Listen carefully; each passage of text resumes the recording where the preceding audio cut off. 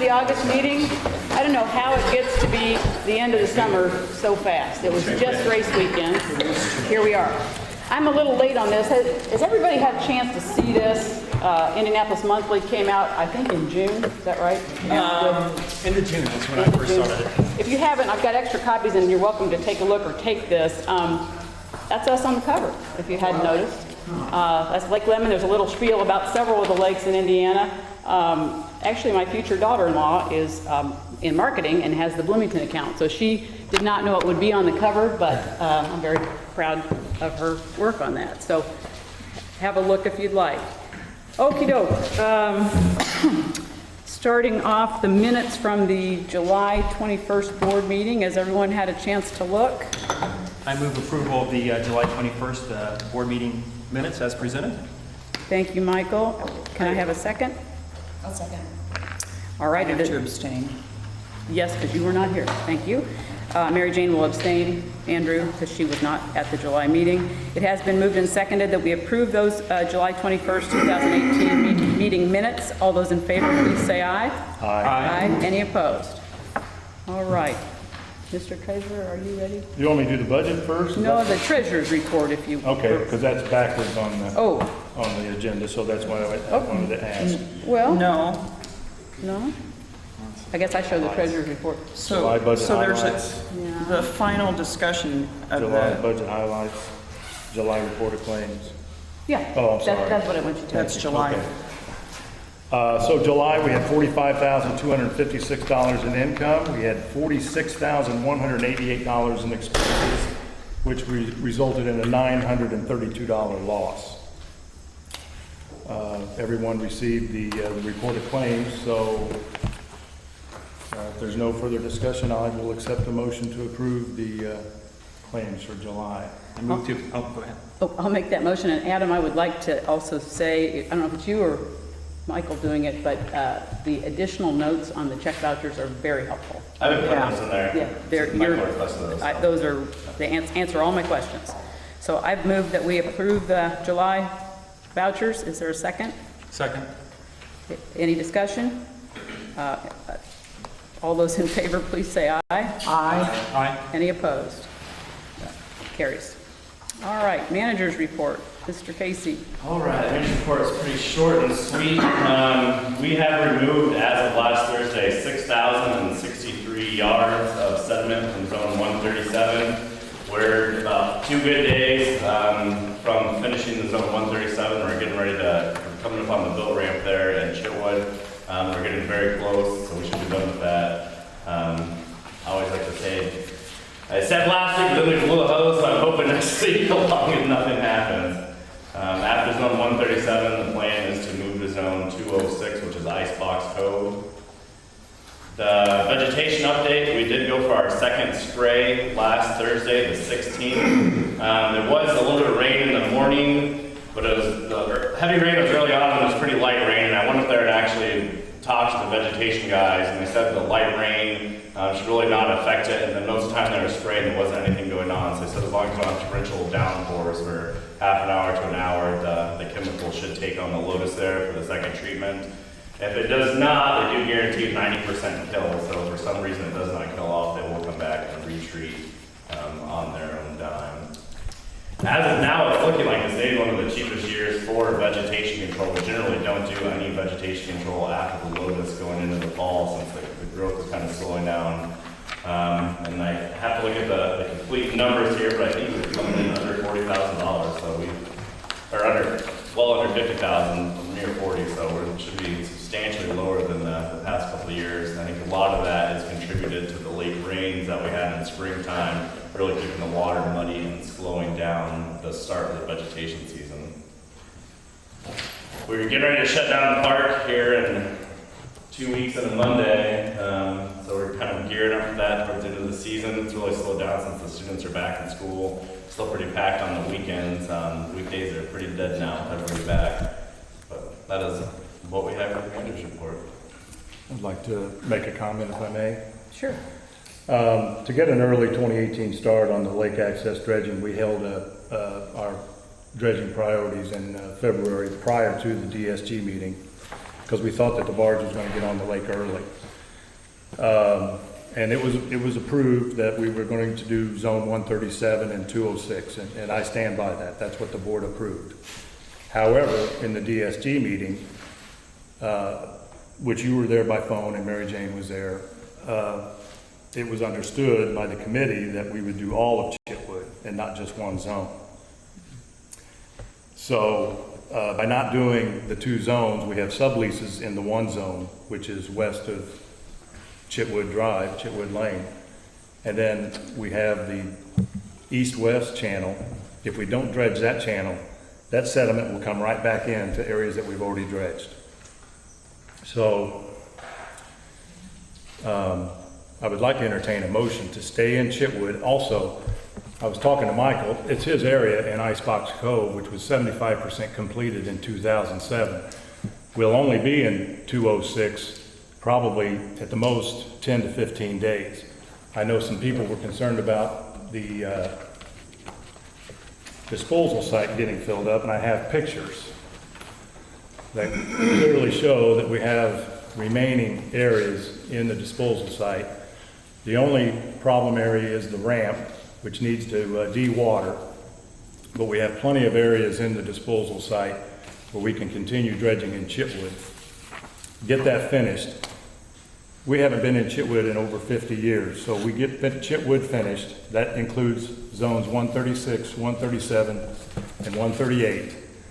And then we can move to Icebox Cove and complete the 25% of dredging that was started in 2007.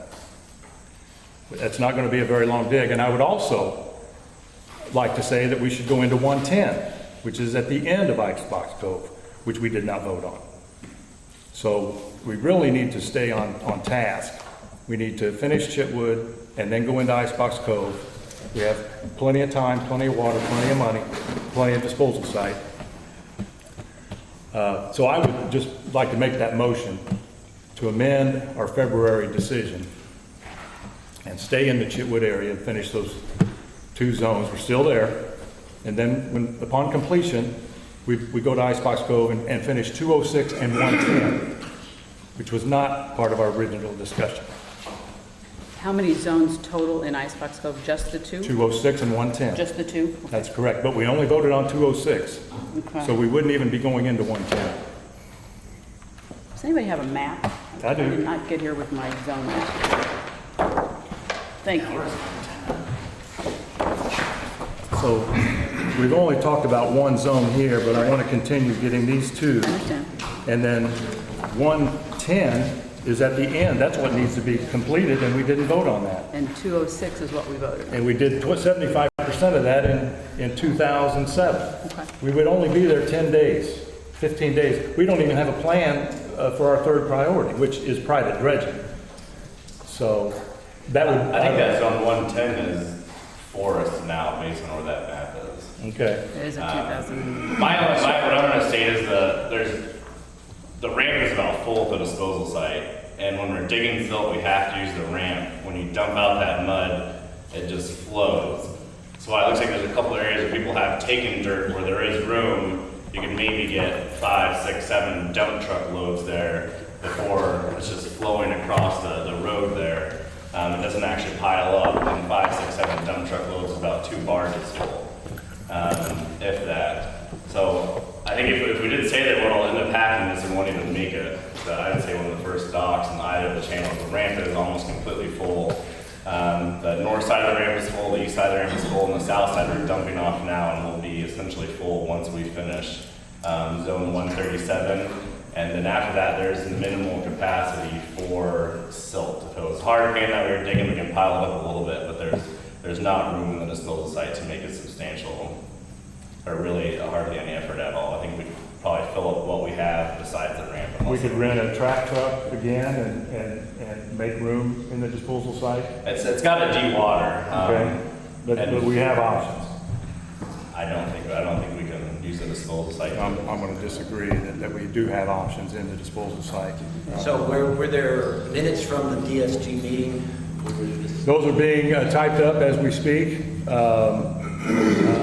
Malcolm was there, I was there, Mary Jane, Adam, Pam was there by phone. I mean, you can ask another committee member that it was understood that it was the entire area and not just one zone. Not to be devil's advocate, but I never understood it to be all of the zones in this phase. I believe it should be all of the zones in totality, but that was, maybe I missed something, so I just want to make sure I'm not misleading you. But I understood it to be the 3 channels in 137 to start. And as I've said to you and others, you know, certainly I don't believe we're done. I guess the push-pull now is how, I see that you want this now. I'm hearing we're having some issues, difference of opinion in whether we can use the disposal site to any meaningful way. How do we make this all happen in some reasonable time frame so that we're happy in Icebox Cove and we're happy in Chitwood? Are there any regulatory, with the dewatering site, are there any, how's that governed under a regulatory authority if you've got, I mean, how's that dewatering process work? I mean, this is. It just takes time. It takes the better part of 6 months to a year for the water to dewater enough, for the soil to dewater enough until we can move it. Otherwise, you scrape back the first foot of dry soil, and then it's just enough. So if you try to get a track truck in there or the bulldozer, it just, you drive through it, it's like driving through pudding, where it just comes around. So it really takes essentially the winter time to kind of freeze and thaw and dewater it. So when we're digging silt, we really have to use the ramp, and the ramp is essentially full right now. We'll be able to fit what we have. There's not nearly enough room to take on another 2,000 yard project. I mean, what will happen is we'll have the channel pull all their docks out. We'll get 50 feet into the channel, if that, and then the ramp will be full again. And then we'll have people upset that I pulled the dock expecting it dug out, when in reality we have nowhere to put the dirt. So how much does a ramp hold though? I mean, you've obviously run into this before then. Yeah, we're over 6,000 yards. On our biggest season, that's generally about what we put there. On our biggest seasons, when we hit 10,000 yards, because we're using both disposal sites and digging on both ends. And that's actually one of the goals this year, is once we come down to. So then you just, after it dries out, you clean it out and you're good to go another round. Yeah, exactly. Build up the walls, push it around. Obviously, if we're looking into the phase 1 of the project, we'll probably have to pay to get dirt taken off site to create more room. But as of now, there's not room there to tackle another. And the problem being just so much mud and nastiness, it's just hard to move it. Yeah, you really can't until it dewaters. While it looks like there is some being taken out, we have been giving some dirt away, but it's in a spot right next to the road there. So you put a couple dump trucks of mud and it just flows onto the road. Yeah. Okay, so Mike, maybe remind me again, what changed from February to this DSG meeting? What happened in there and where? The February meeting, we voted on zone 137. I really wasn't paying attention. I heard Chitwood, and so I said, we'll go by the manager's remarks. The meeting in March, the DSG, we talked about the entire Chitwood area, all 5 channels. It was understood by me and several committee members and most people that were in attendance, that meant all 5 channels, not just zone 136, or 137, excuse me. Again, you know, I don't pay a lot of particular attention to these zone numbers. I can show you, let's see here. You know, you need a secretary. I do. You know, here's a map that we called them channel E and C and D and et cetera. So I really didn't pay much attention to a zone number. I also have a picture here taken on August the 8th that shows that the top of the ramp, it has been dewatered and we can go in there with the bulldozer and push it away. So we do have room at the disposal site, as these pictures would suggest. If you took a bulldozer off that ramp, you're going to be recovering a bulldozer from 12 foot of sediment. We can't use the bulldozer off the ramp. We have to start clearing it from the sides and the bottom ends where it dewaters. What we have done in the past is, if we've come back to an area, you can take off the excavator and you can move some dirt around the ramp, but you still don't make that much room there. And I remember in March when we came back, I thought the DSG recommended the board that we continue with what was elected in February. No, since the recommendation was already made in February, the DSG really spoke mostly about having a backup operator and a backup push boat operator, putting more buoys in the safety zones. I'm gonna have the minutes typed up. Obviously, I won't present them to the board until I have another DSG meeting, which would be next year. But I think I've made my point. We have areas that we can put sediment in the disposal site. We can still move sediment around in the disposal site. I think what we have is a difference of opinion between a board member and our manager, and I truly appreciate the respect with which we're discussing this, and these things should be discussed. But as I see it, that's where we are, and I'm not quite sure, if one person believes one thing and one believes another, what is the fact? I'm struggling to understand that. Does anybody else have a thought on that? And you can hear a pin drop, and I will. The only thing Go ahead. It's just a matter if we start digging, if we do this, and Adam says we don't have room for the silt, and we get over there and we don't have room for it, then where are we? I mean, we don't have enough information at this point to, Yeah, that's what it feels like. it's not, we don't know. And I don't think we can start on something based on, we don't know. And I guess I kind of feel that, I mean, the board's got the final say, Of course. And I just don't want to get into a deal where we're always changing things. I mean, because that just seems to happen a lot. Like, we got a plan and then, well, let's do this one, that sort of thing. And, since it wasn't, or since the board did make that call, and then there was no follow-up till now, I guess I kind of feel it's too late. We just need to proceed. Plus, it does appear that we have this disposal problem. So, And then we would, if we followed that course, then we would go back to Chitwood in the spring, right? That would be what I would think would happen, absolutely. So let's, where do we go after 15 days in 206? Approximately. Could we reassess the site then? And Yeah, I mean, there's a lot of sediment in 206. We'll be able to spend the remainder of the budget there. I mean, you get 50 foot in Icebox Cove and you're dragging mud. I mean, there's a foot of water there. So by the time we dig it back to Icebox Cove, we'll essentially be out of money. How deep's the sedimentation in Icebox Cove? I hadn't looked at The water depth or sedimentation? sedimentation depth. Well, the water depth is about, right now, I'd say the entrance is 2 foot and then the back end is negative. So I would estimate probably, 4 foot of sediment through there, 3 to 4 feet. Once we start digging, we'll see if the hard pan is further down. We try not to dig, really past the hard pan. Sure. But it's definitely filled up, and I couldn't even really get up there to treat weeds. I was going to do surveying. We have 6 houses back there, and I can't even get to the area to even look at vegetation on a pontoon boat trimmed up. So I think it's pretty. Is it our general practice not to go beyond the hard pan, regardless of whatever you were judging? Yeah. right. Any other board comment at this moment? I'd like to open it to public comment if someone has one. I just would like to point out, in August of 2016, the ramp was full.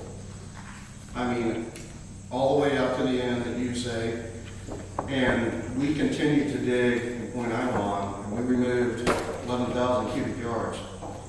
We've only removed a little over half of that, same time frame. What has changed with the dump site? And when it is cracked and stuff, and I understand you dig in from where it flows out, but it hasn't flowed out like it did in 2016. So the capacity is still there, and it does need to be dug out, but that side of the ramp, from the ramp south, is dry on the surface. The water, you can see it coming out the bottom. The surface is, yes. Yeah, once you get a couple feet down, it won't be dry. Okay, what did we do then in 2016?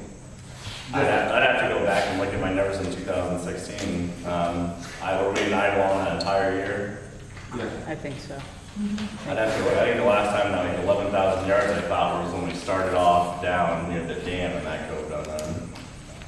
I don't know what the difference was, but there's no room. We can start, but here in a week we're going to have a channel that has a lip on the end that people can't get boats out of. I mean, dirt is different, like, when we were digging the splash channel, we were into shale and rock and stone, in Chitwood, and we're down to the hard pan. There wasn't nearly as much water, in the soil, so it kind of packed up when we were jumping on the north side of the ramp. I'm not gonna say I pretend to know the physics of all soil, but I can go to the ramp, and I can talk to my staff, and I can look at it, and I can see that we don't have the capacity there to make even a significant dent, in this. So we can, if the board wants to go back and we can go up there, that's fine, but once they pull all the lifts out and stuff, then people can't get out, because they have a lip of dirt, and have only gotten in, 30, 40 feet, and then we can go from there. Well, I think that harkens to what you said, Les, it's a board decision, and I think if we put it to a vote and live with the vote, yes. So at the dump site, there'll be room for Icebox Cove, so we can dump the dirt from Icebox Cove, but we don't have room at the dump site for. They're gonna use the west Using end. the west end, West end. yeah, and that was part of the evaluation that our manager made. And that's another thing, we haven't been in Monroe County in over 3 years now. Yeah. So I really think we need to show a little bit of equity and come down and do some work here that was voted on by the board. Frank? Maybe as a compromise and look at what you've got. If you finish what you're doing in Chitwood now, this next week or whatever it takes to do the couple, 3 days that are left, then shift the efforts to go to this end. And we're using relocated equipment that's gonna take some effort to move it. But it's only gonna take 15 working days, maybe 10 working days, right? So that realistically buys another month to where that dump site in Possum Trot goes and continues to dewater. Then you spend effort to move the equipment back to where we're originally gonna have it anyway for next year. So we're not really paying to move it more times. You like that? We buy a month or 6 weeks, and that gives more opportunity for the top of the dump site where it has gravity. I have fluid mechanics in my educational background, so it has gravity to help it dewater. And we push what we can. Some we won't, some we can't. And then we continue to dredge in fall of this year, back in Chitwood, and we continue to dredge this year as long as our budget continues, the water level continues, the dump site continues, the equipment is available, all those kind of things, until seasonally we have to stop come mid-December. Then everybody's getting what they want. We're just managing it slightly differently than what's been discussed up to this point. Yeah, if we want to add a third zone on to this year, there's no issue with that, and we still have money left in the LLC dredging budget to go back to a third zone. There's no issue with that, Columns can allow dewatering time. But I think it's unrealistic now for us to continue on one of the other channels right there. So now what's this lip thing you're talking about? You said there's a lip that people couldn't get over. Some people call it a hump. Boat, It's like a big speed bump. When we're digging the Why soil, does the dredging When they- create that? because we dig forward and to cut a flat channel, so it creates a lip. Essentially, as you're moving down, it's like you're rolling back in the dirt. Okay. It's almost like a reef. Yeah, no, I get that, I just wondered what was, why, I thought we were digging it out, not pushing it. I have no problems with adding a potential third zone onto the dredging this year. How do you feel about that? I'm good with that. Contingent on money and Yeah, We'll still never, available time and all that. True. What was that? Still we'll not, never do any private dredging. Well, we've only done 2 private dredging jobs that I can see according to Adam's Well, email. and That's for soil, that- not I guess I just including want, I guess I want it on the record that we are not going to do any private dredging this year. I wouldn't go that far. I would say that if. We are not making private dredging a priority of any substance. I don't think we ever have. I think Okay, well, LLCD but dredging. generally bring in there was some $20,000. discussion in the dredging study group meeting about the need to do private dredging. So now we're going to abandon that for this year, the remainder of this year. the remainder of this year. If, That's it. Once the budget's gone there, then they can step in with private dredging. correct. and you're If still we ran out of money, then we That's could, true. we could Because there are start projects out there. that- private dredging. Because it funds itself. Okay. Does this impact the RAP components as well? Not as long as we stay within what was budgeted for the LLCD dredging. We do, since we didn't do work beforehand, I mean, we're still expecting an income of $18,000 once we're done in private work, whether it be dredging or riprap. But I have no problem doing LLCD dredging until we're out of money, and that's always the plan, until we're out of money or water. So if we want to add a third zone on to go back to if we still have remaining money in the LLCD dredging category, and that's no issue.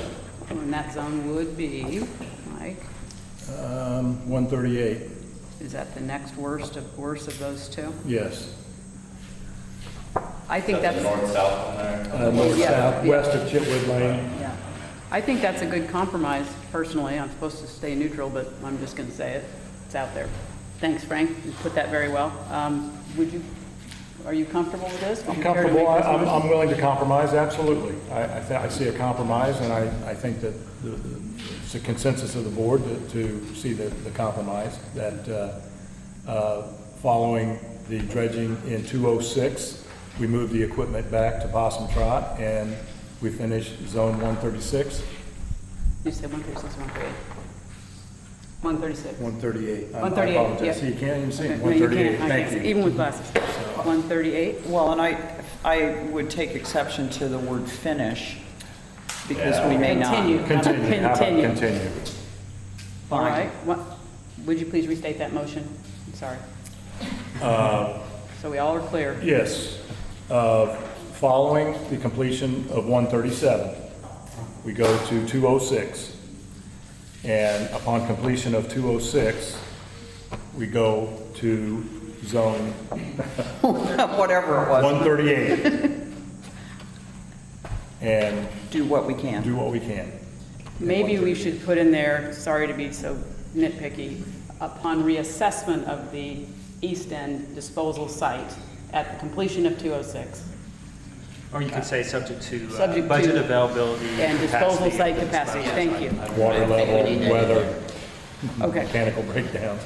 Acts of God. Yeah, I think before we go moving, but we'll have to move them back anyway. I understand that correctly? I think we'd have to move them back anyway for the 2019 Sure. period. Yeah, so our plan is to clear out the disposal site over the winter time and the springtime Okay. substantially, so.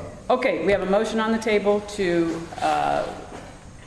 continue, to finish 137, to then move equipment and to dig zone 210. 206. 206, Icebox Cove, too many numbers.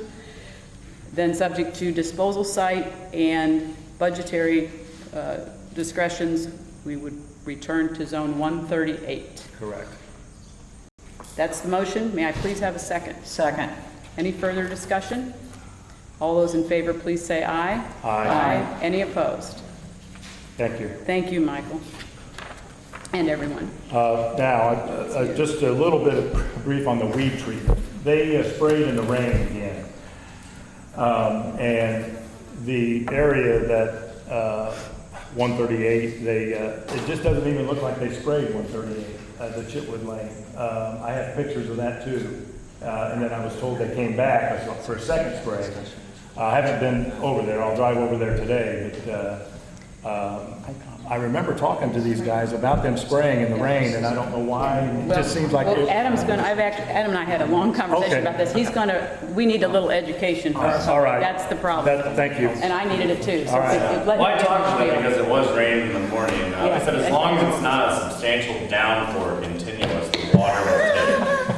So if it's like a light drizzle or kind of on and off, or that as long as there's at least half hour, 45 minutes of not substantial downpour, the chemicals will take.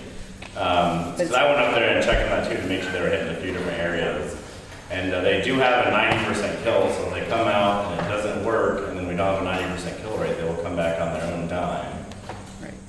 And redo it. And I feel like I've had to be told that every year because I get the same question. The other thing is the die-off is not immediate. I can't remember the time. No, it doesn't generally happen. takes about 2 weeks, a week to 2 weeks to even notice it, and then it's generally a two-part treatment for the lotus because they do have such robust root systems. Although Todd did mention to me pre-meeting that there was a time they sprayed and it was like almost the minute that spray, whatever it was, hit the plant, you could see it go, die. So I don't know if that was an error or environmentally safe, but I kind of remember that too. That was by Monsanto. Yeah, exactly, yeah. Yes, When sir. they, we live on 137. When they switched to 138, it poured pretty good for about 3 minutes.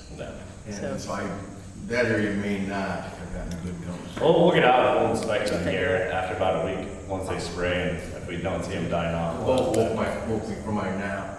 Oh dear. Well, from what I understand, it's a 30 to 45 minute torrential rain that would really negate it, but you They're know. professionals, they're the ones losing money, Yeah, chemicals don't take, so I'm kinda gonna prefer their judgment on that. It doesn't seem like the greatest business plan. I was discussing this with someone else, but at any rate, And it's sort of a means and methods of the contractor, and I've certainly seen contractors in many different fields that use questionable things that cost them money, but yeah.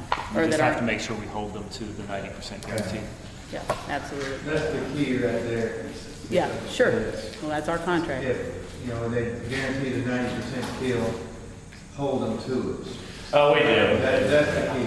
And just one other part, I've got it in an email about this, you keep talking about it's a 2-part kill, a 2-part spray. Then they need to do the 2 parts in every area.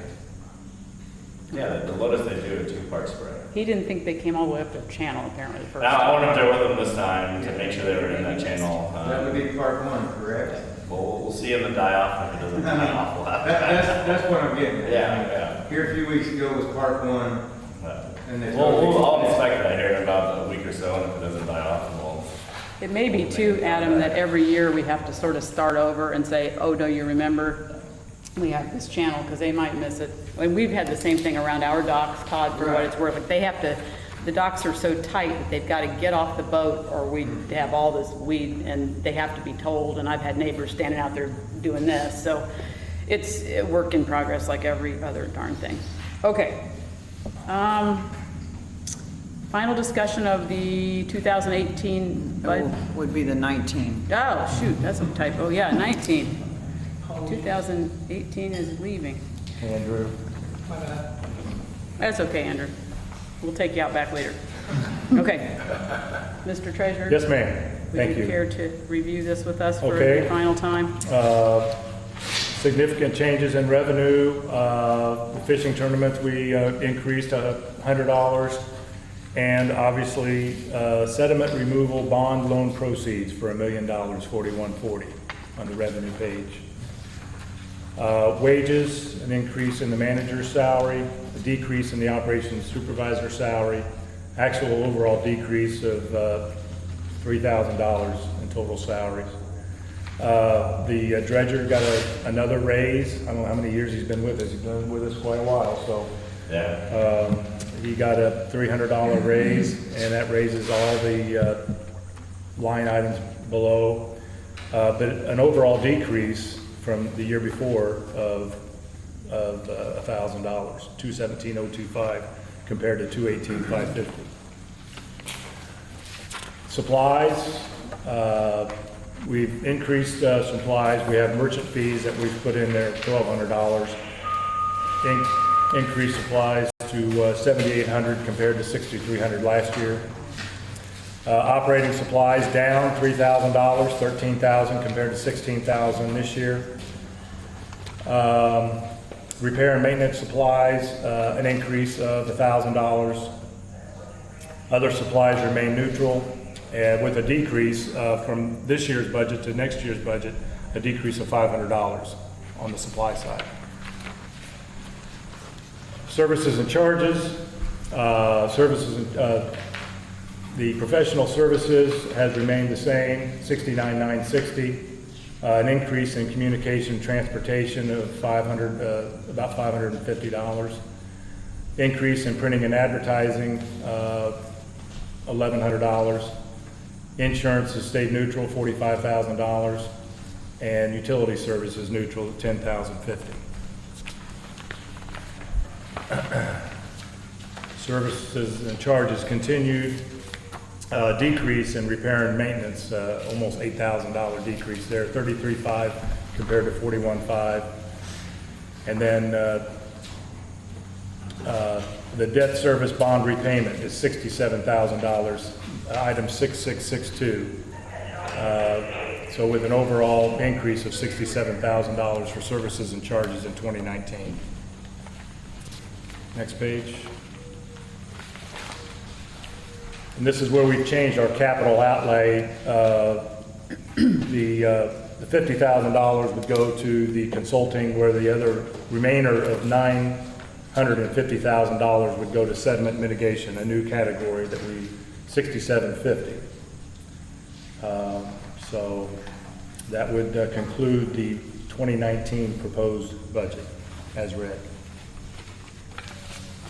All right, thank you. You're welcome. I would entertain discussion from the board. This is the last reading of this budget. We will not be voting on it. We vote on it in September, just to remind you of the chain here of action.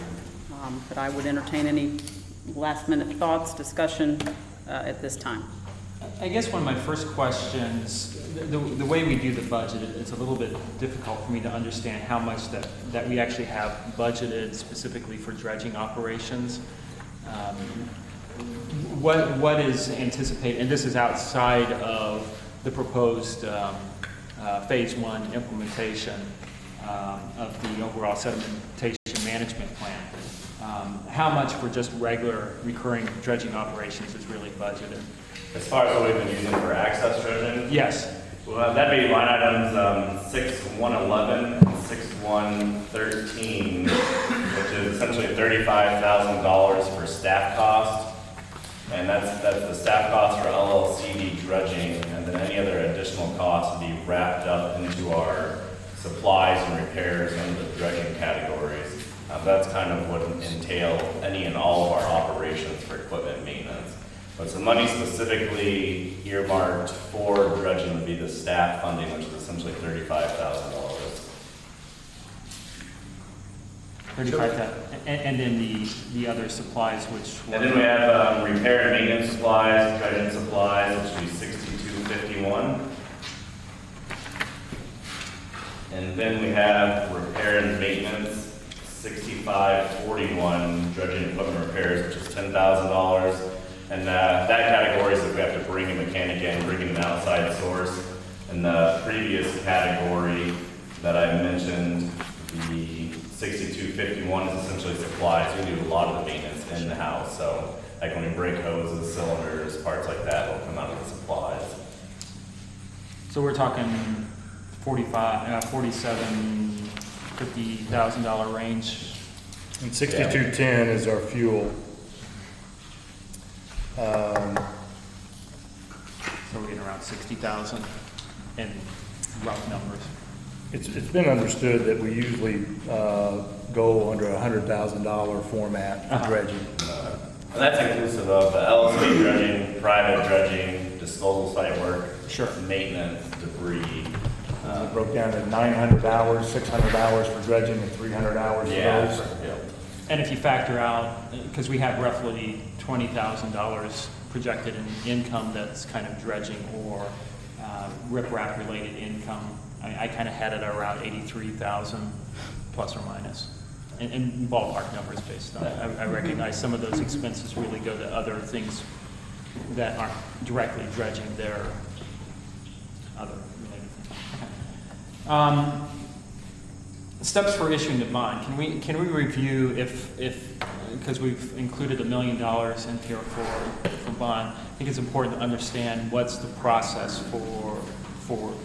I mean, the budget in and of itself doesn't authorize the bond. It's steps beyond that.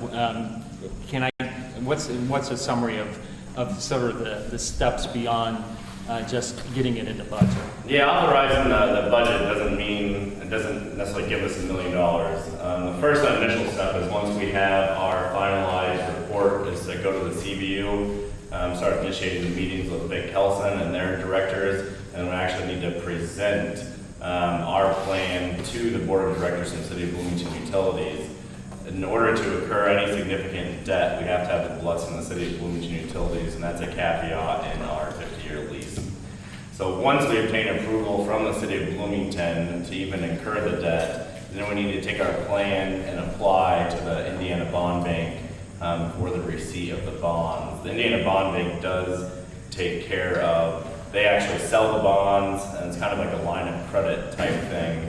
And we are still exploring that, so as far as very deep details on that, I can't answer. I would presume beyond the Board of Utilities approval, it would also have to come back to us for approval. Yeah. With this, because we would be securing it against property taxes, is the dollar amount, would we face any potential for remonstrance or anything like that? Or is it within a threshold that's within? I think it's Not from what we've been told to Okay. this point. I think that's true based on my understandings, but I don't know that. May I ask Malcolm to say a few words, because Absolutely. he did some of the due diligence on this. Awesome. So, and you look like you want to say something. I said that anything I would do would be due diligence, but anyway.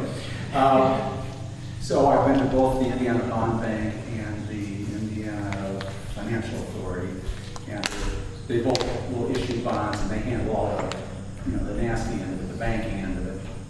I think the Indiana Bond Bank, we could only get, we could get up to $4 million, split $2 million for equipment, $2 million for the actual work, and it would have to be paid back in 10 years. So that's probably not in our realm of doing. But the Indiana Financial Authority, we've got 20 years, and it's at all competitive rates and all that. And I think they also have a limit that the fund will go over this. You don't need to hire lawyers and financial, city planners and all that. They come in with all the professional due diligence, essentially. So, I mean, there are ways of doing this that are basically in our price range. And I would assume like in the other loans or line of credits that we had before that, we will have to ask collateral would be our only guaranteed income, which would be tax revenue. I know a lot of times with bonds, you're pledging tax dollars for that. Right. So, looking a little bit into, because the $1 million obviously is targeted for what's identified as phase one implementation. Based on some of the information that we recently received, based on Adam's inquiries and other inquiries, it looks like phase one is projected to capture roughly 60 to 80. They're projecting up to 60 to 80% of the sedimentation from loading into the East Bay. Did I understand that correctly? Yes. Okay. And from what discussions that we've had, obviously there's recurring maintenance if we do anything. If we do nothing, we're probably looking at a 10-year time frame, plus or minus, before it would refill in. And then probably, based on discussions we've had, we're talking about probably every 3 years cleaning out the sort of basins that we would install within the dredging, and then on an annual basis, On an annual basis, the basin, and about 3 years the channels. They referenced that based on the research that they've done, have they provided us some of that background research? Or, I mean, obviously the Strategic Planning Committee has done a lot of work on this, and I mean, I haven't been involved in all those meetings because that's why we have a Strategic Planning Committee. I'm interested in the research that's gone behind the proposal, or the experiences that they've had or they've witnessed, whether they've done the work or not from other projects, recognizing that no two lakes are exactly the same. But That Shrewsbury has had. I think, Frank, would you care to speak to that, to add to the conversation? Because we did a whole vetting process with a number of consultants before we hired Shrewsbury. Sure. And Frank actually helped lead that effort along with Malcolm and Adam. Okay. I guess I'll start. Malcolm started with going back and researching all the available types of firms regionally, not East Coast, not West Coast, but within the Midwest, and not just local, but within our Midwest area, and came up with 10 to 12 different firms that had some form of experience and capability. And then we matrixed that information down to those that had direct experience doing these types of projects, and that vetted out half of the firms. Then we looked at sizes of firms and capabilities, and then vetted out a few more. So we ended up essentially with 3, Shrewsbury being one of them. And we went and solicited proposals that were both qualification information, experience information, locality information, and then some pricing. Then as part of that matrix that we went through, and the 3 of us, Malcolm, myself, and Adam, we each went through and analyzed those based upon a point score system evaluating experience, educational, pricing, all those things, and time weighted all of those features, and ultimately Shrewsbury was our selected consultant. So to answer your question, they had done a couple, 3 different projects that were very similar to this, not the same as this. Nobody really has the exact same project as this. You would think it to be, but everybody has different issues. Are we a flowing stream or river basin consideration or something like that? Ironically, it's the Corps of Engineers who directly do their things their way, not using consultants. If you go to all the big watershed lakes that are in the Tennessee area, as an example, through the Army Corps of Engineers, they don't utilize consultants. They have their own expertise in-house. That's what started all of this when I began my research back 2 years ago. It's only private lakes like this to where they ultimately have to use a consultant and ultimately end up with things, and ironically they're all different considerations. Half of the lakes are glacier created and then half are man-made, and each one has their unique arrangements. Shrewsbury was our closest arrangement that had a couple, 3 projects that were most similar to this, where we're dealing with sediment as a result of water flow into the lake, not just an erosion basis. So I'm not sure that answered your question, but that was the process. Well, I guess my question goes to, one of the concerns that I had based on some of the correspondence that we had is the systems that are specifically being recommended. The way I read, unless I misunderstood the response to the question, is that they haven't designed any of the specific recommendations that have been proposed for this lake. That would be a true statement, because it is, when you ask a specific question to an engineer, you get a very specific answer. Exactly. Answer. Yes. So in fluid dynamics, when we take, in simplest terms, when we take sand and we throw it on our driveway and we have a large rainfall like we had a couple days ago, all the sand will drop in the lowest spots, all the heaviest sand. All the finest sand will flow right over it and go into our street gutter. Ultimately, that's what Shrewsbury has come up with, the #1 recommendation. And there's other factors to that, but that's our #1 recommendation, is to slow the water flow down and create means and mechanisms that we can catch the sediment before we even get to our sediment basin that we're going to create in phase 2 and phase 3. The other piece of this is when we look at slowing the water flow down, it also will drop its sediment right in those areas. And that's where we get that 60 to 80% of it is going to drop right within our main channels and our pit areas that we create before it gets into the sediment retention field that we would create using the lotus fields and all those kind of things. So is there science-based numbers? I can tell you no, but I know in physics, we have multiple types of sediment, and we're going to drop the biggest, heaviest granular stuff in the cracks of our driveway, which is our channels, when we slow it down. That's our base numbers. That's about as good as we can go. And what is tried and true, and what has been a method for sediment capture and filtration throughout modified engineering, is the creation of engineered wetlands and deltas filter strips. So based on the studies, even like some of the books that we have, Lake and Reservoir Management, written by SMIU professors, other ones, they always do estimate that through low flow wetlands, you do have around 80% of the sediment filtration. So the practice of filtering sediment-laden water through the wetlands, capturing, locking in, is tried and true. What's different with us is that rather than going in and creating these engineered wetlands, and that's generally done in a place where you have farm fields or you don't have the wetlands. Well, we already have the wetlands that were created by Mother Nature through the Delta. So rather than going in and recreating or creating new engineered wetlands, essentially what we're doing is opening up the current wetlands that we have, what Mother Nature's already built, and allowing that to use the filtration process, which they're designed for.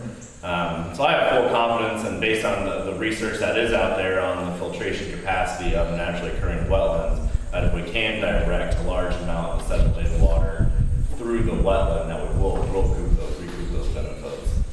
One more important step, and maybe even more important, is the fact that we can start phase one today if we have a goal. We are required to get permits to do work for phase two and phase three. And those permits will take more engineering fee, will take more effort to work with the state and federal regulatory people, those kind of things. But our existing permits that we have right now today allow us, with the one-step method, to go through and, with dredging kind of equipment that we would lease or contract out, go through and open up these channels to begin right now in 2019 to stop more sediment to grow the existing deltas that are growing. That's the key point, is the fact that we can start this right now. We don't have to wait another year or 2 year budget billing cycles in order to actually get something that's stopping the sediment from further. We're now down to, what is our number, 385 acres that we've lost since the original lake was built. And we're losing more acres every rainfall, but we can stop 60 to 80% of it by catching it in the channels, not even the sediment fields. So that's kind of the driving factor of why phase one is what phase one is. One of the things, I'm the son of a college student, so, and have an academic nerdy side to me. So one of the things that I like doing is trust but verify. And doing my own research, or trying to look at the research behind what's being proposed. And a lot, I mean, what you said to me sort of makes sense. I mean, there seems to be a degree of logic in that, probably a fair degree of logic. One of the things that I did do, however, because I've been trying to find books or articles or things that help support it, and I'm struggling with it. This is not my area of expertise. If you want something that's directly related to Parks and Recreation, I can find it. On this, not so much. So one of the things that I also did too is, I looked at the Indiana Lake Management Society's website, and I mean, there's resources for the managers and stuff, but not really anything that really got me to help understand our potential situation here. I went to the North American Lake Management Society's website, and they didn't have a lot of articles or resource materials, but they did have a list of expert subject matter experts that you could reach out to. So I reached out to a few of them, only one of which got back to me. And I presented the KCI study, provided the KCI study, I provided the documents that were shared with the board that Shrewsbury's provided. And just trying to validate, is this a best management practice? You know, I recognize every lake is a little bit different. There's differences between glacier lakes and reservoirs. There's some shared characteristics, but reservoirs are kind of a creature of themselves, obviously, because they're created by man. And the different factors, the depths of the lakes, the flow of the source water and things like that. I mean, that I all have clearly found every lake's different. But I was trying to identify, is this a good management practice? And I was hopeful that the information that would come back would have a whole bunch of I figured it would have a whole bunch of caveats. You know, haven't done all the research, but based on what you've provided, this seems like a reasonable solution. That's not what I received. There were questions. Now, I don't know this other gentleman better than, you know, some of the people in this room, per se. So I don't necessarily believe what the moments for pause that he's told me are necessarily true, because we have done vetting to hire qualified consultants. But what it does give me concern for is that I have more questions. And one of the things that I do in my professional life, this is our strategic master plan for Carmel Clay Parks and Recreation. And this is the document by which we, as administration, which I am, and the park board for which I work, make our big picture decisions. And I guess the only concern I have is that we're doing a strategic plan now, and I 100% support it. I appreciate all the hard work that all the planning members are putting into it. I get the idea that, yes, this might be something that we can do immediately, and maybe it is the right thing to do. I'm not saying that it isn't. I don't know that it is. I don't know that it isn't. I think that there's a reasonable chance that it might be, but I still have moments for pause based on the feedback that I received from one individual that makes me want to research more. And I'm not a person that likes analysis by paralysis. I want to get this moving as quickly as possible. But I guess where I'm struggling now is that, I guess I'm getting too long-winded, someone's telling me to speed it up, is that that my preference would be that for us to finalize the strategic plan so that there's an opportunity for the entire plan to be vetted, the financial side to be vetted, and to be presented to the board as well as to the freeholders, so that we all have the confidence that we're moving forward. No plan, no recommendation is a 100% guarantee. I recognize that. But that we have confidence that we have a fully vetted, fully detailed plan, and then we're working the plan. So I guess that's my struggle, and I welcome feedback and additional information that I may not have. Hopefully that's some of what we can provide. Well, since you've had your turn, I have to give everyone else a turn, so. Oh, I yield the table. All right, so I would like to have exactly, as the chair of the planning committee, I would like to have exactly what you're talking about. And I would also say that I probably had certainly no more and maybe a lot less knowledge of how you do this kind of work when we started this. And I feel I've come up the learning curve a little bit, but I wouldn't pretend to be an expert on these matters. What I have learned would say we could spend another however many months and come up with a full plan, and we would start with phase one, and then something will happen in phase one, and that will shift everything else. This is not like, I said this to somebody, this is not like building a house where you develop a set of plans and then everything goes together just perfectly. Which also doesn't happen. Yeah, those of us who've done it know that as well. So I think we have had 60 years, more than 60 years of this lake without the kind of attention that we might, had we known then what we know now, we would have paid to it.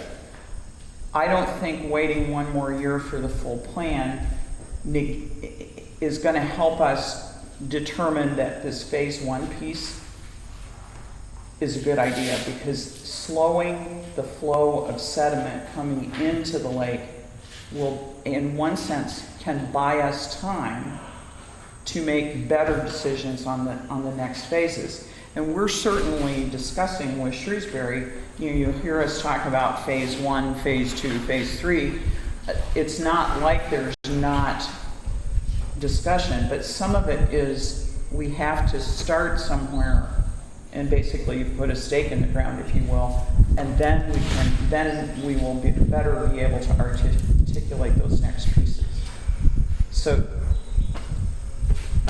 that's. Thank you. Anybody else care to speak? Les? First, a question. So what did the guy from the NALL say? What was his beef with it? When he was looking at the documents and the recommendations specifically for phase one, he said that he thought it was a waste of money. Because and that's where we have not had further discussions to really understand why he thinks that. But he questioned the in-lake retention of sedimentation, taking this really, that's going into phases 2 and 3. He questioned that component. But where he said that we really need to look at how we do sedimentation management is one, looking at water levels and looking at the sedimentation that's actually on the bottom of the lake, the levels of the lake. And where he recommended focusing efforts were on those areas that have the deepest amount of sedimentation. And what he was suggesting is that by opening the old channels and using the wetlands, which, like I said, to me, when it's been explained to me, that seems to make sense, but to him, it didn't, because he said that it was capturing the sedimentation in a place where we're not having the issues. The issue is further into the East Bay, where the deeper sedimentation is. He goes, basically, the lake is already capturing your deepest sedimentation. You need to remove it from where that sedimentation is. That's how I understood it. Now, again, I don't know that what he's telling me is accurate. And what I was hopeful is that I would just get a simple, don't know all the specifics to the lake, but what's being proposed is the best management practice or a reasonable management practice. The fact that he point blank said he thinks this is a waste of money, I don't know that he's true. He may be completely wrong. Like I said, I haven't researched his own credentials other than what he told me, and of course he told me he's an expert. But I mean, he was voted by, it looked like from the process, their board, the NALMS board, voted on who they would identify as topical area experts.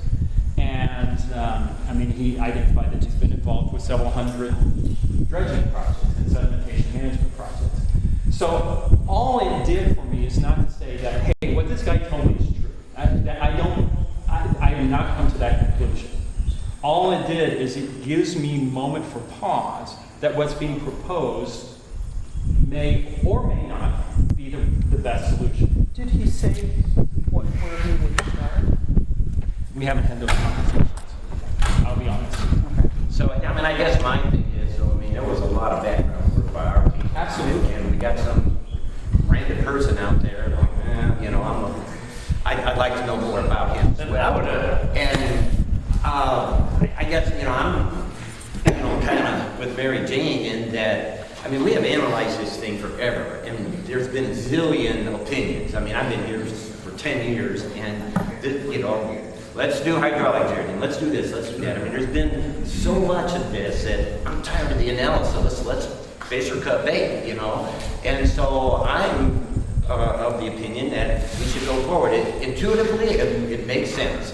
Maybe it's not right, I don't know. But from the plan that was laid out, it seems to make a lot of sense. And if we just drag this out for another year, there'll be more opinions and more this and that. And I think it's time, it's way past time to do something. So that's kind of my perspective on it. Michael, we went on a boat tour 2 weeks ago or 3 weeks ago, I can't remember, but that really sold the idea to me. Adam took us up the Bean Blossom Creek and showed us those different areas that they are going to divert the water into these new channels.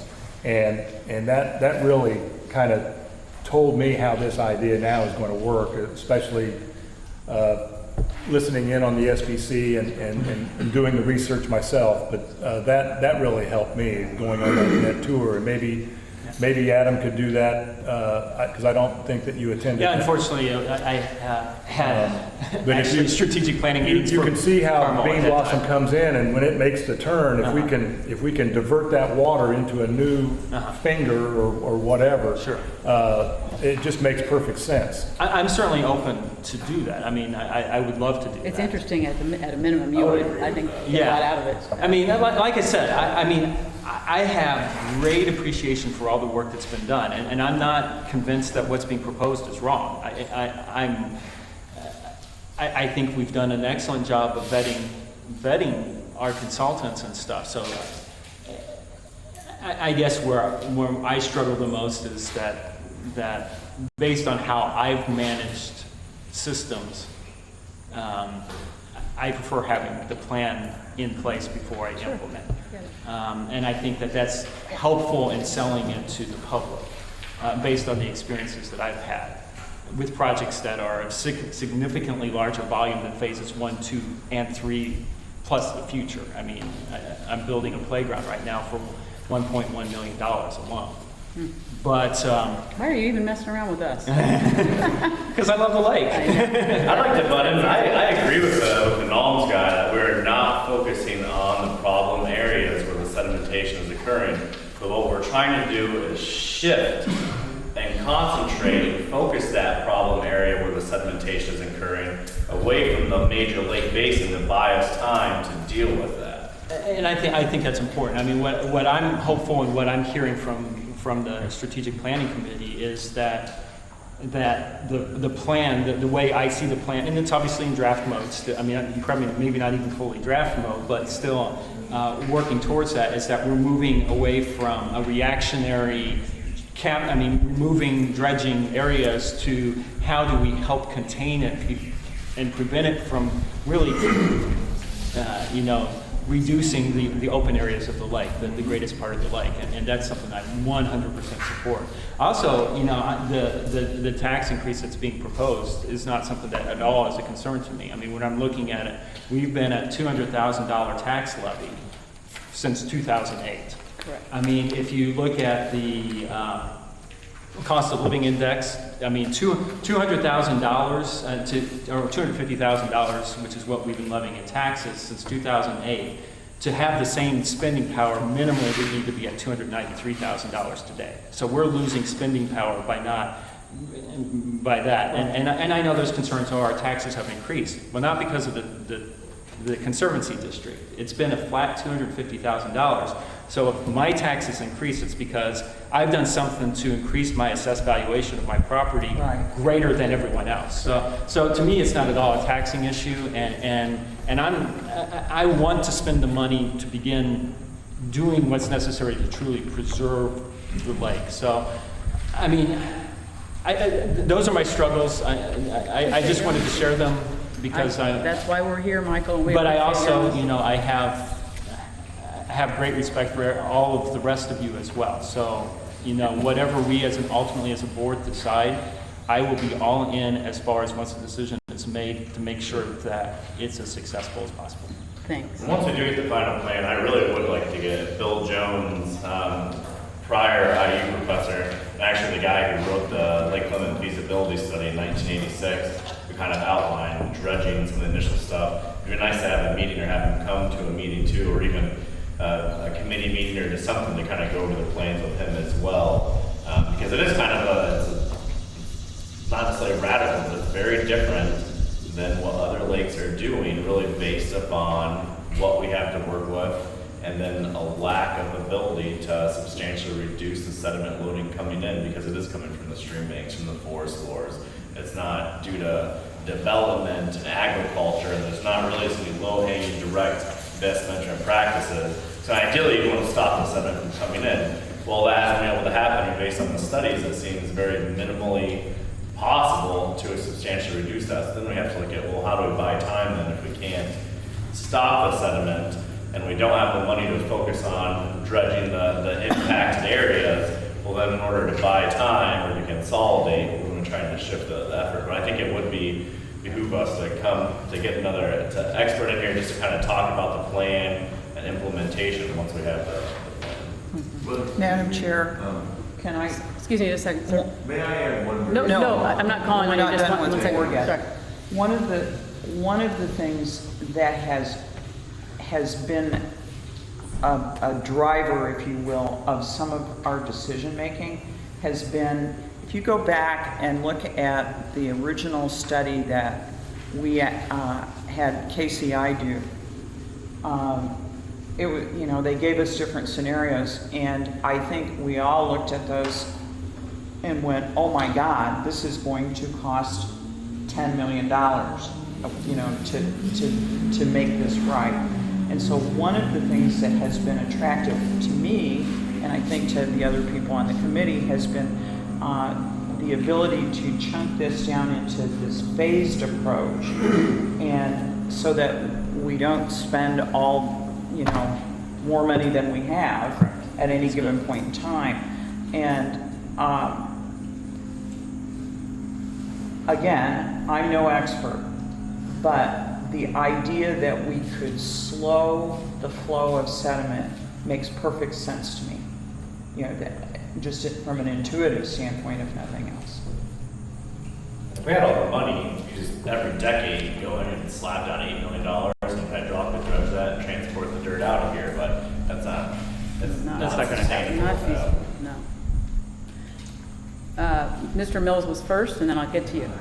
Thank you so much. If you'd be brief, I would appreciate, we're gonna be here till dinner if we don't I think move on. Adam has a little bit of history with looking at reports that I may have not been privy to from other consultants, possibly you as well, Mary Jane. I think a very big part of every plan that I have ever seen going back to the beginning of time, phase one is approximately the same. Slow down the sediment coming into the lake. I don't think that's any different now. I think that's a very valid plan. It's been suggested since 1982 when I first came out here to the lake, so I Thank think you. it's safe. Thank you. Malcolm, you want? Well, I think to some degree, there's a semantic issue here. We've got two projects we're going to do. We're going to stop sediment from coming in, and we're going to dredge. Okay? So we have a complete plan essentially for the first, we have a complete idea for the first plan. Here's how we're going to stop or at least slow sediment from coming in. And the logic behind it is really very, very sound when you think about it. You've got this channel, which is essentially a pipe that's got all this sludge coming and it's going right into Solomon Harbor right now, right? If you break that up and make it come out in lots of different places, then it's going to get caught in all of the delta that's upstream. So, I mean, it seems so almost intuitively obvious what to do to me, anyway. Thank you. Frank? Just one last piece in that, Malcolm, myself, and Adam are on the Lake Health Group, and we've been the ones carrying the weight for this. We're happy to talk to the person we talk to. I'm sure, I'm a fire protection engineer, I own a consulting firm, my firm does work for your city on all your planning stuff, for all your code issues and things you have, so I understand. But if you ask a consultant without pay, he'll throw in 2 to 4 hours and he'll throw out a whole pile of questions and say, there's some things that may not be. Did he know that we are a high flow lake watershed? We change over our water 5 times a year. So we're bringing in a lot of sediment. He may not have known that. He may not have known that we have several old original, it was spoke about channels, but they are old original channels as the deltas 30 years ago, 20 years ago, 15 years ago formed and moved and changed. We had multiple flows coming into the lake that have since blocked themselves off. That's what we're opening up again and stopping the flow. Right now, we have only one hose, one pipe bringing water into the lake basin. And then we have sub-level channels that we don't see that are really filling up. So it's all physics things. But we're happy to talk to your consultant to get one more pile of information and one more source. And then, as Adam pointed out, once we get Shrewsbury's long-term plan, we will certainly, we have $50,000 in next year's budget already to work with somebody else to vet that even as one more piece, or take it to KCI. We've already talked about those kind of things. It's not just one engineer's opinion. We've got myself as an engineer, Malcolm as an engineer, Adam's got great expertise and knowledge. He's not an engineer, but this is his science. Got more education than most, though. So it's not like, we certainly don't want to say that he's wrong, but he doesn't have all the information that Shrewsbury as a paid consultant had, and I don't disagree with one thing that you said too. Like I said, I don't know this guy from Adam. I don't know if he is truly an expert at all. So I'm not saying, the only thing that it did is it gave me a moment for pause to make me want to ask some more questions. That's what makes a good board member, Michael. We are appreciative. So may I conclude that we have discussed this to death? Or is there anything else? I personally, I would just say that this affects all of us. We have to sit around our kitchen islands and tables too and defend our decisions to our own families, you to Cooper. So it's impactful. I realize that and I appreciate your patience. Michael, anything else from you on that? Are you good? No, I just food for thought. Our taxes did go up in 2016, 4 cents per $100 of assessed valuation because our revenue was down. Whether people's assessment was lower or taxes were not paid or for whatever reason. But, you know, people didn't even realize that your taxes, your conservancy tax, I should say, went from 21 cents to 25 cents. And, you know, so it was very little impact. And this 5.6 cents will have very little impact for what we're about to do. So that's really all I have. But you're right, we talked it to death. Thank you for your work on it, and Mary Jane as well. So that would lead us to a strategic planning committee update. We've done some of that, I guess, Yeah. but have at Let it. it suffice to say, we're not going to talk about the Lake Health Task Group today. Because I think we know all about that. There is. The only thing I would say is, just to run back through a schedule that Adams kind of got into a little bit. We will present the Shrewsbury report for Phase 1 at the September board meeting. Is that, And that's Yes. September 27th, is back to Thursdays at CBU. and then following that, we will be setting up the CBU meeting.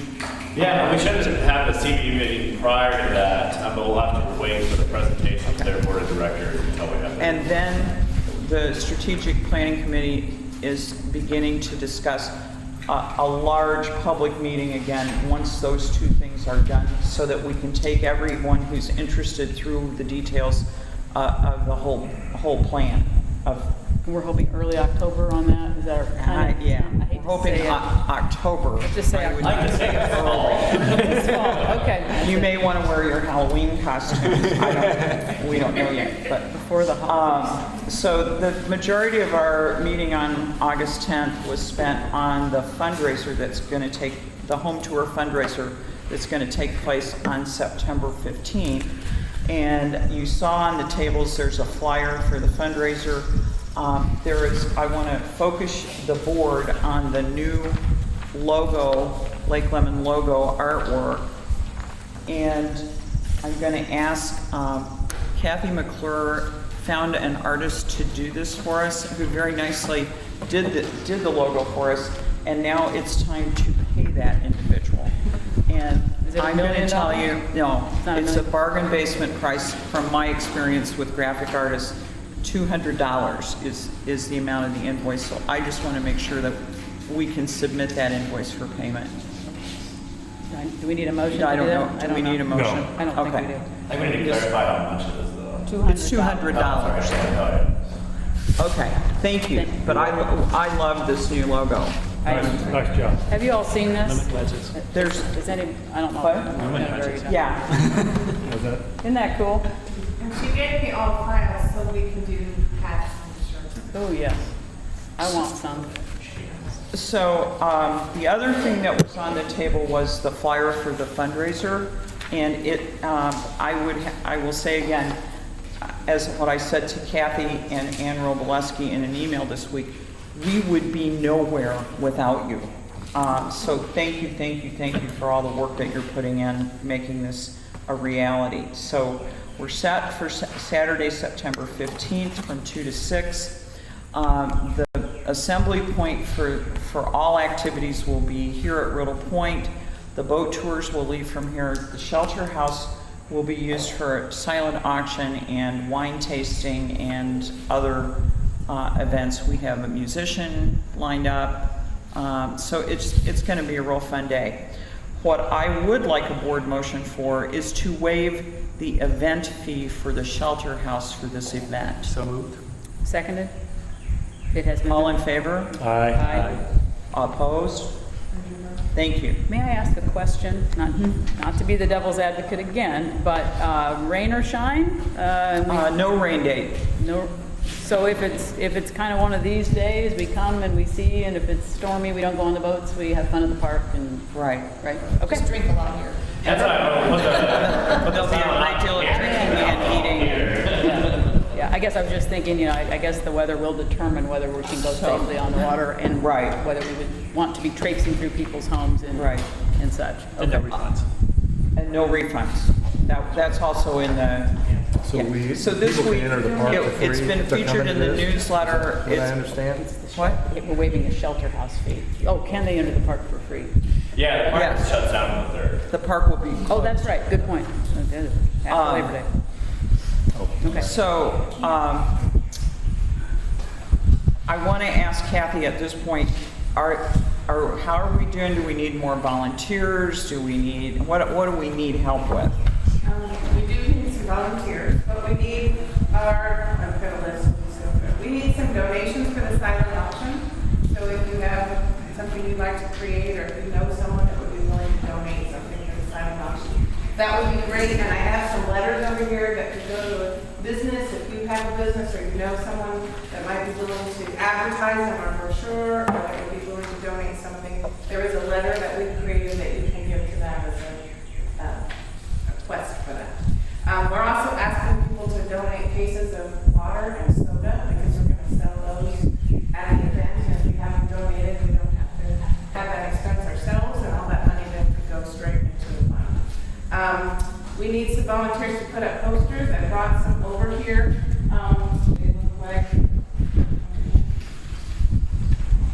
They look like this.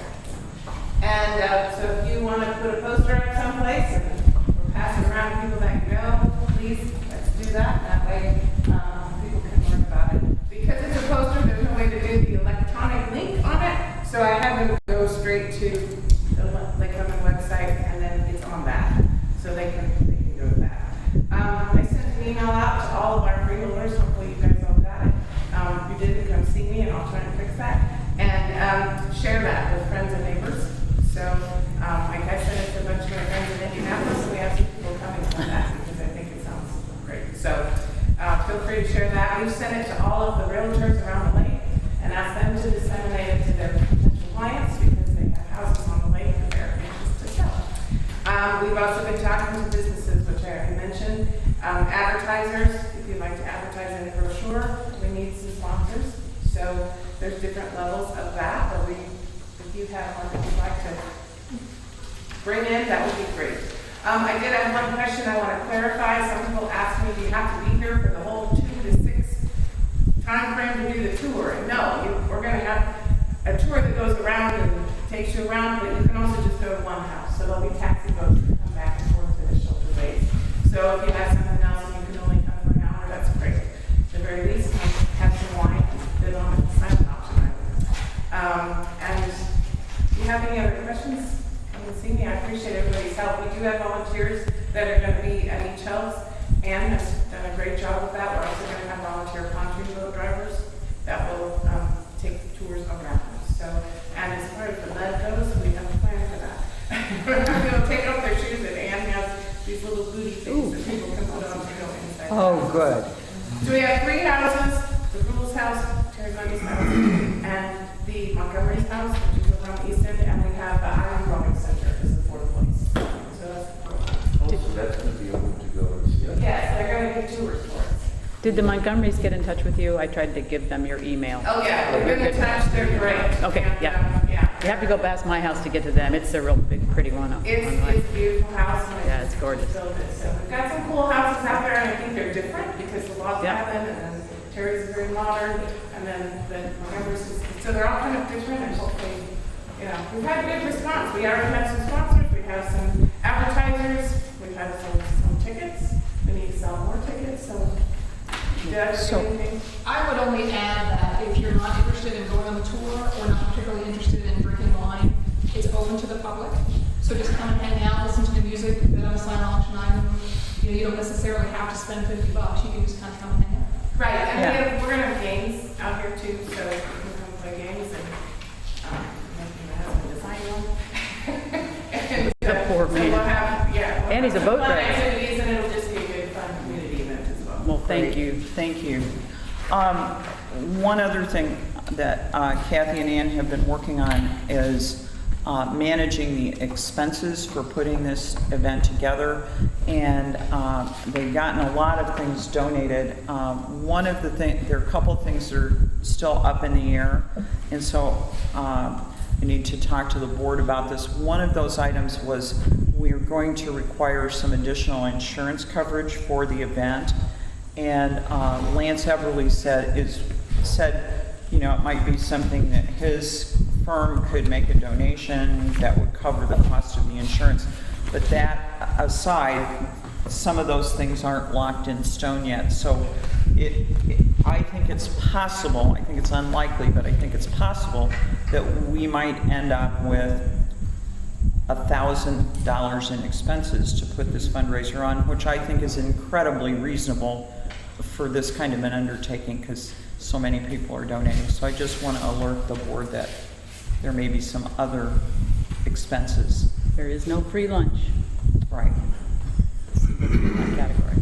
And that's my report. Thank you very much. All right. This brings us to public comment. I will entertain some brief comments. My watch is broken. What time is it? It seems like 11:30. 11:30? Well, we're hanging in there. Okay. Malcolm. Yes, I have a public comment. So, assuming that phase one of this project goes forward, we're going to hire that out to outside dredging companies, and they're going to come and do it mechanically.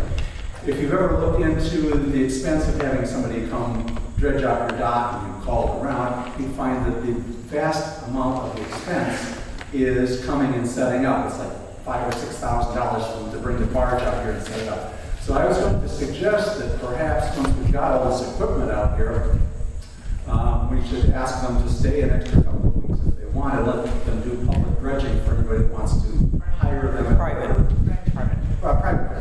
Private dredging that, where we could make some money on it, have to work this out, but, so it would be way less than they would pay if they hired the company to come in and do it, but it would be more than, the $1,000 that we're charging to use our barge. 1,500. That's Hey, great. Two different. Say that out loud. Yeah, it's like whatever mechanism we use to solicit the potential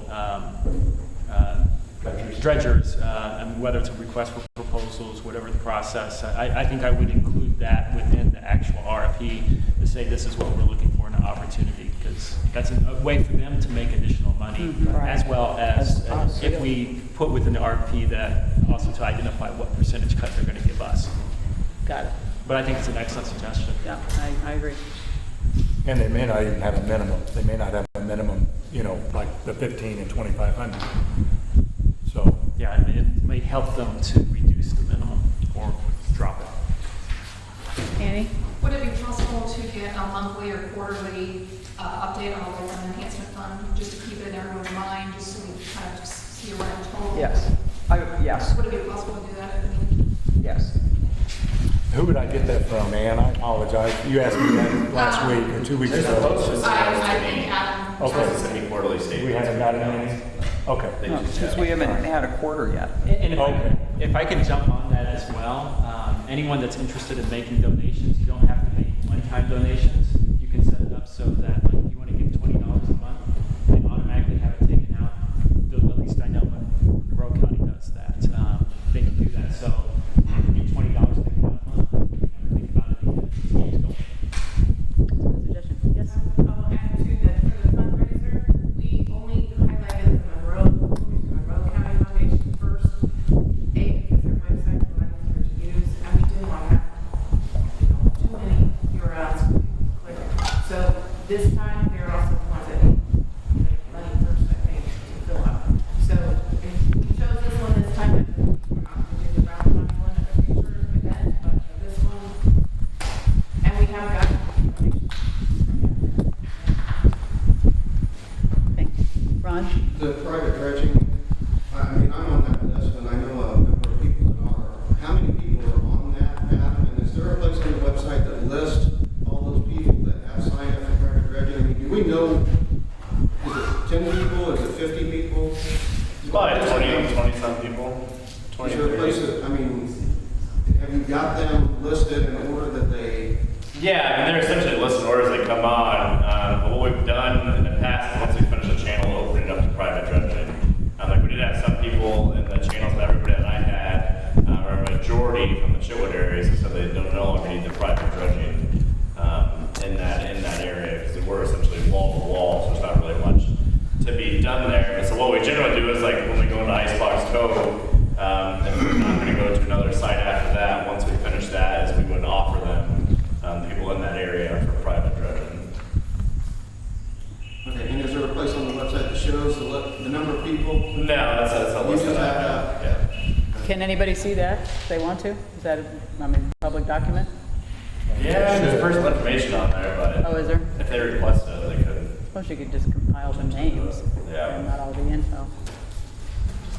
Anybody else? Carl?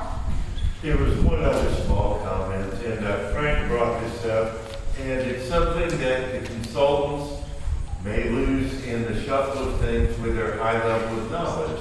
We already have the permits that we need to do a phase one, regardless of how the phase one is implemented and suggested. And so that is a big deal to already have the permits that you need and not have to do something extra. Indeed, it can hang you up.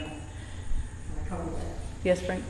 One more comment as it relates to vegetation. We didn't have any public comments at that time. So James and I had worked up an initial draft document that we have as our lake health task group, but we haven't shared it with everybody else, but it relates to the spraying. And as Adam pointed out, our spray company gives us a 90% kill rate, and if it doesn't work, then they come back and spray again. The spray method and application that they have essentially has a 50%-ish level kill off the following year.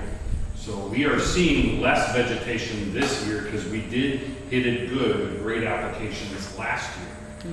And then in year 2, there's about a 25%-ish kill off for what we killed 2 years ago still stays dead.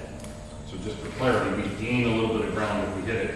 And where we do get the growth is commonly where the line is of where it didn't get sprayed versus where we just killed it. That's where we see the growth. It comes from there because that's where the seed pods drop. Last point is the dredging effort also eliminates vegetation spray. If we go through and dredge to a 3-foot level, we substantially get rid of most of the vegetation that's there. If we dredge to a 5-foot level, then we get rid of almost all of it. So it's all an issue of depth. So every place that we've dredged, we hopefully will see a lot less vegetation spraying in future years. Thank you.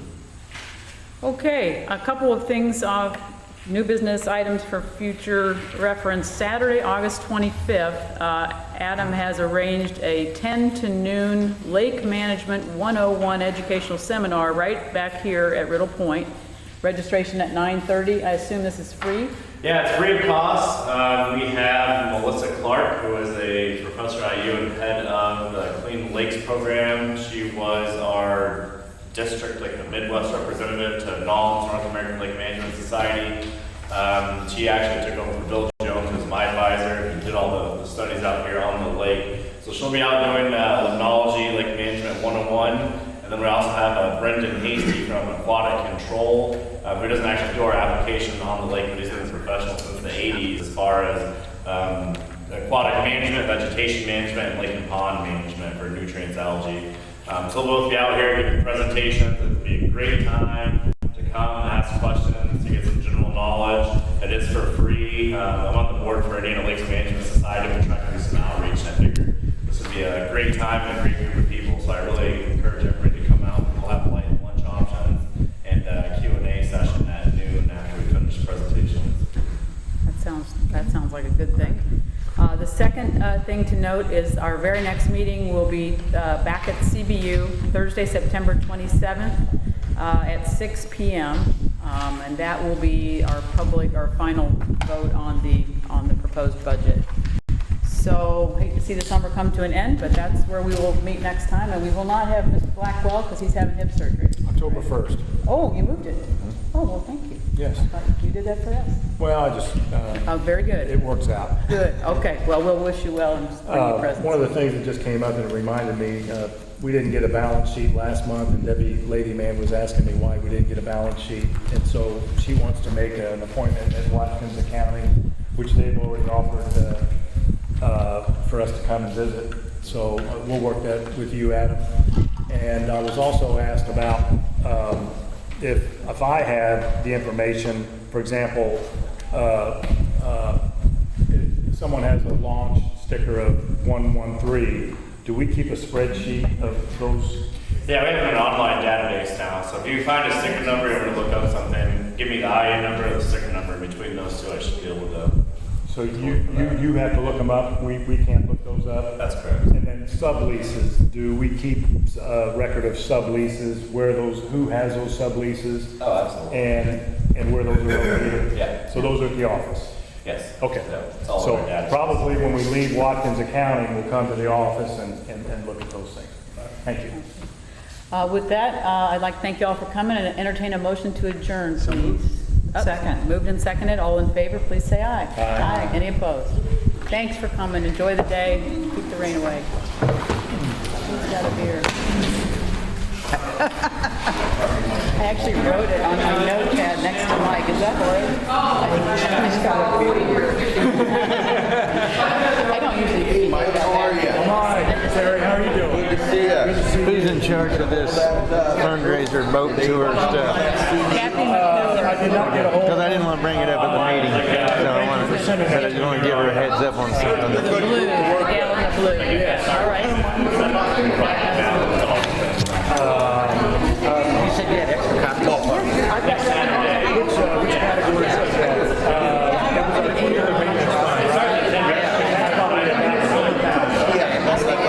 That might be too small, but hopefully we'll the top. Only make it another day. Absolutely. So I can help you, let me know. Appreciate it. All right. I tried to do this.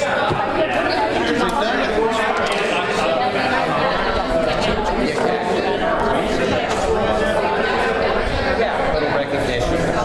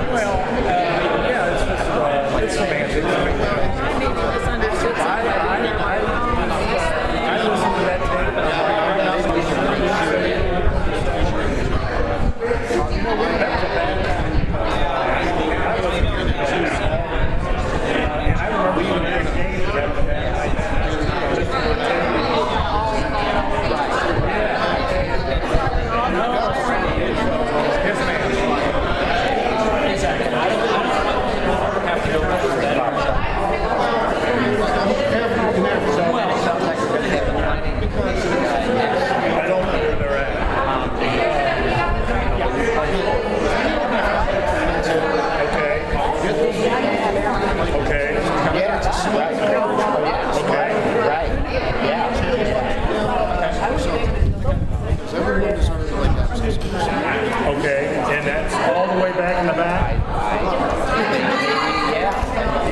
Do you know why that house fell down that's in that code? Why all that lumber is going in the house? Same code? Logging restrictions.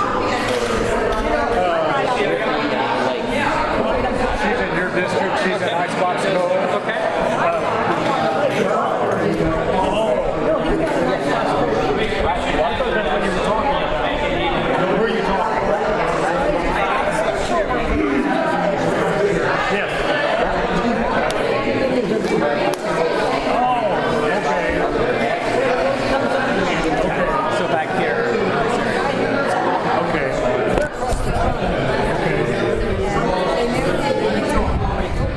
We just press stop on this, right?